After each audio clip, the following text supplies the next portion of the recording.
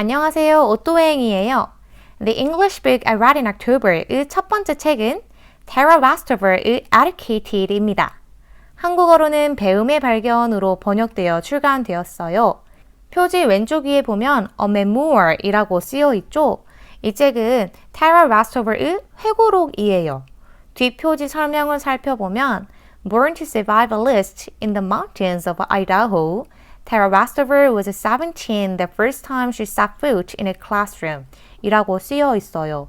타라는 17살이 되어서야 처음으로 학교라는 교실이라는 곳에 발을 들여놓게 되는데 왜냐하면 5쪽 That said, public school was a ploy by the government to lead children away from God 이거든요.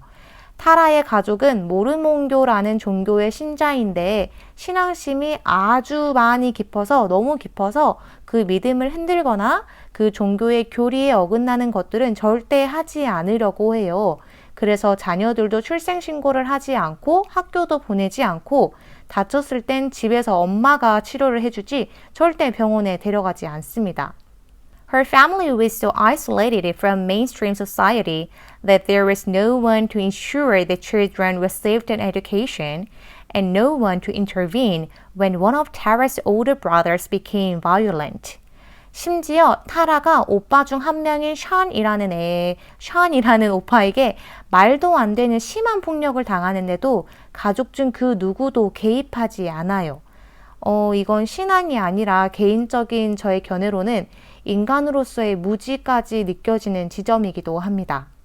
그러다가 when another brother got himself into college, Tara decided to try a new kind of life. 타라의 다른 오빠인 타일러가 용기 있게 교육의 길로 먼저 접어들고 그 길을 타라에게 권유해 줘요. 타라는 혼자 할 수 있는 한 최선을 다해 입학시험을 준비하고 그동안 우물처럼 갇혀있던 산을 벗어나 세상으로 나가려고 합니다. Her quest for knowledge transformed her, taking her over oceans and across continents to Harvard and to Cambridge University. 그런데 수업에서 배우는 내용들이 그간 가정에서 압박해 들었던 내용과는 아주 다르다는 것을 알게 돼요. 홀로카스트처럼 역사적으로 중요한 사건, 마틴 루터킹과 같은 인물에 대해서 아빠가 설명해 주실 때에는 굉장히 종교적인 색채, 개인의 해석이 많이 들어가 있기 때문에 일반인들이 알고 있는 의미와는 아주 다르게 받아들이고 있다는 것을 자신이 지금까지 무언가 잘못 알고 있었다는 것을 발견하게 됩니다. 이에 분노까지 느끼기도 해요. 248쪽에 이렇게 서술됩니다. It's astonishing that I used to believe all this without the slightest suspicion. The whole world was wrong. Only Dad was right. 그래서 아주 기본적인 상식과 지식부터 천천히 끈질기게 잠도 거의 못 자면서 공부를 해요. 결국 좋은 성적을 받아내고요. 이를 지지해주는 좋은 지원자들을 만나 경제적, 심리적으로 도움을 받으며 하버드와 캠브리지에 다니기도 합니다. 물론 이 과정에 갈등이 없는 건 아니겠죠. 학교에 갔는데 시험 공부를 위해서는 교과서를 읽어야 한다라는 이런 아주 기본적인 공부 방법도 모르고 있고 손을 씻을 땐 비누로 씻어야 한다는 것도 교육되어 있지 않아요. 또 모두 다른 학생들이 당연히 알고 있는 답안지나 노트의 형태도 전혀 모르죠.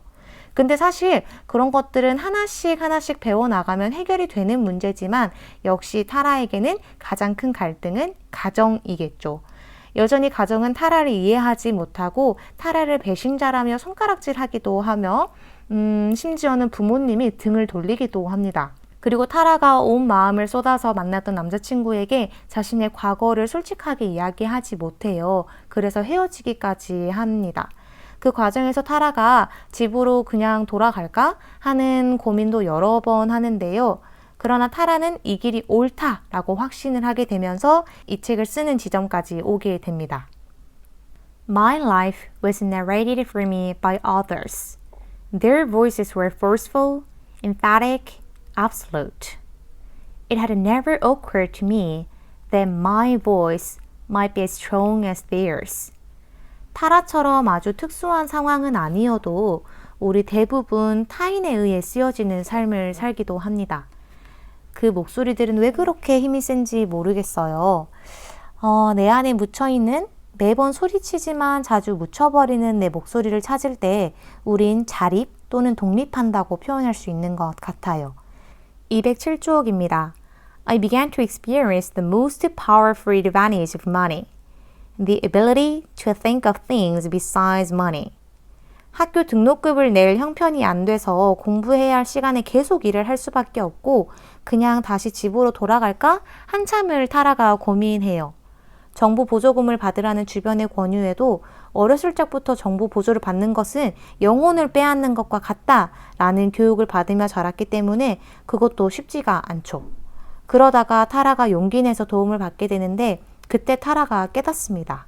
돈이 있다는 것의 장점은 돈을 제외한 다른 것들에 마음을 쏟게 되는 능력이 생기는 거구나 라는 것을 깨달아요.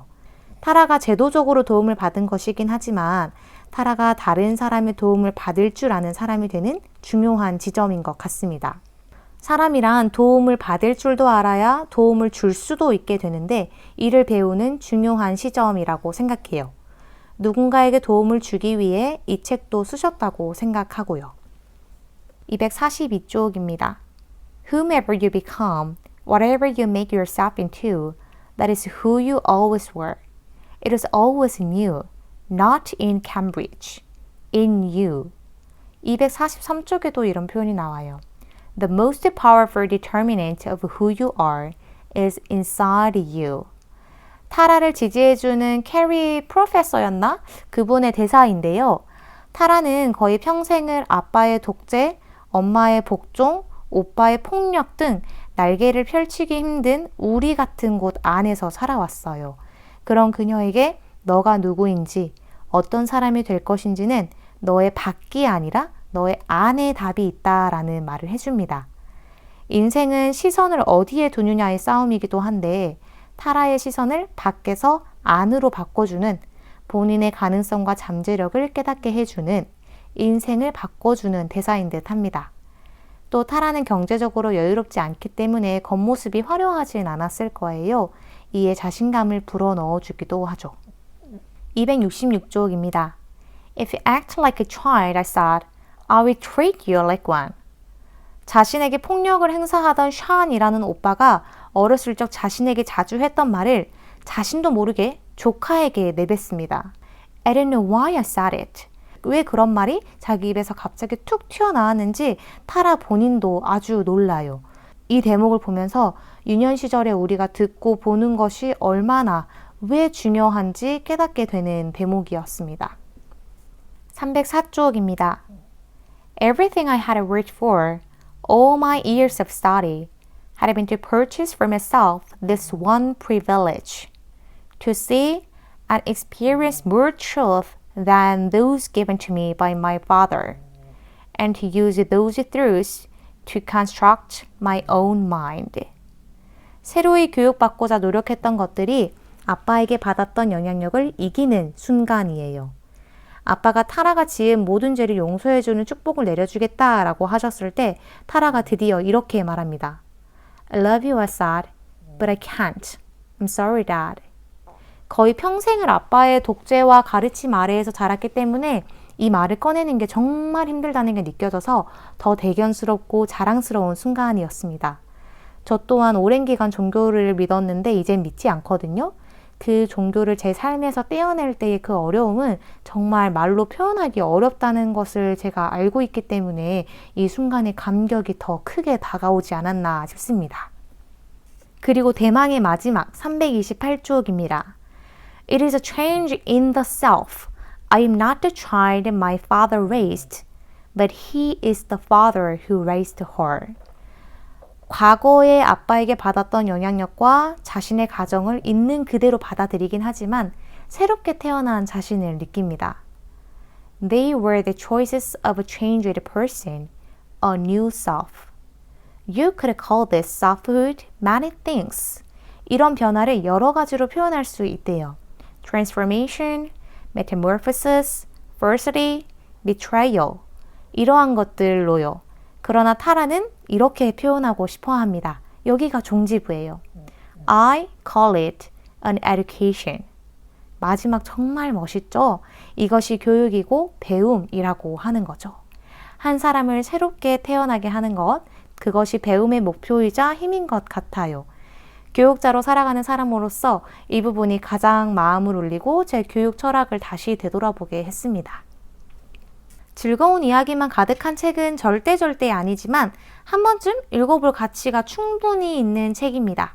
또 제가 짧은 영상에 다 담지 못하는 이야기와 깨달음이 많이 있어요. 직접 읽어보시고 한번 그 감동과 깨달음을 느껴보시면 좋을 것 같습니다. 오늘도 저의 부족한 이야기를 귀 기울여 주시고 끝까지 함께 해주셔서 감사합니다. 다음 영상에서 만나요.